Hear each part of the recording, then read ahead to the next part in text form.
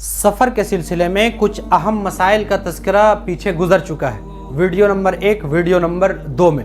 अब ये सबसे पहला मसला इसमें है, मुसाफिर जमात के साथ नमाज पढ़ेगा या नहीं। ध्यान दीजिए, अगर कोई शख्स मुसाफिर है, यानी 78 किलोमीटर से दूरी का किसी ने सफ़र किया है और वहाँ पर मुसाफिर है, अब वो बंदा मस्जिद गया तो मस्जिद में इमाम साहब अगर ज़ोहर की, असर की या इशा की नमाज जो 4 रकात वाली नमाज है, मुसाफिर जिसे अकेले पढ़ेगा तो 2 रकात पढ़ेगा, तो क्या इमाम साहब के साथ जो जमात के साथ ये अगर नमाज पढ़े तो क्या इमाम साहब के साथ ये बंदा मुकम्मल नमाज पढ़ेगा या वो सिर्फ 2 रकात नमाज पढ़ेगा। ध्यान दीजिए, अगर कोई बंदा है और वो इमाम साहब के साथ शरीक हो गया तो इमाम साहब के इक़्तिदा में वो जितनी रकात नमाज पढ़ाएंगे उतनी ही रकात पढ़नी है मुसाफिर को भी। ध्यान दीजिए, ये मुकम्मल पढ़ना है इसको।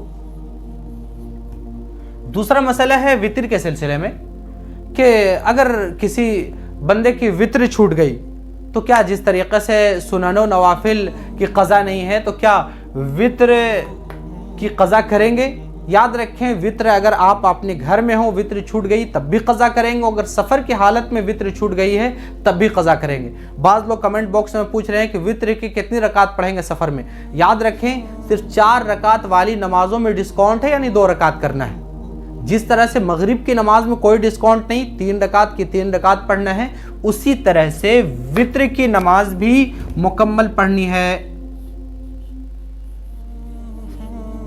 मुकम्मल क़ज़ा करना है। लेकिन वितर की नमाज छोड़ना नहीं है भाई, वितर की नमाज पढ़ना है, इसलिए कि वितर की नमाज वाजिब है।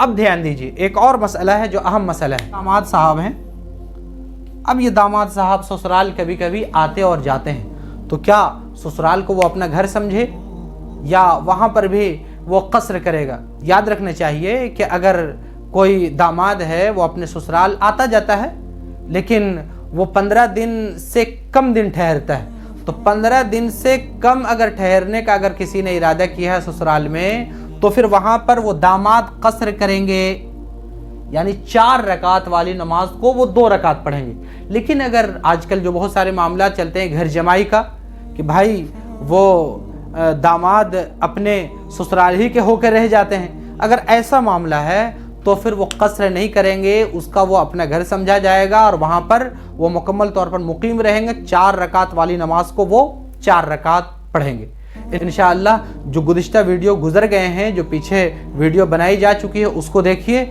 और फिर इन मसलों को देखिए, इंशाअल्लाह आपके तमाम डाउट्स मुकम्मल होते रहेंगे। अल्लाह से दुआ है अल्लाह तबारक व तआला इन मसाइल को जानने की और दूसरों तक पहुँचाने की तौफ़ीक़ अता फ़रमाए।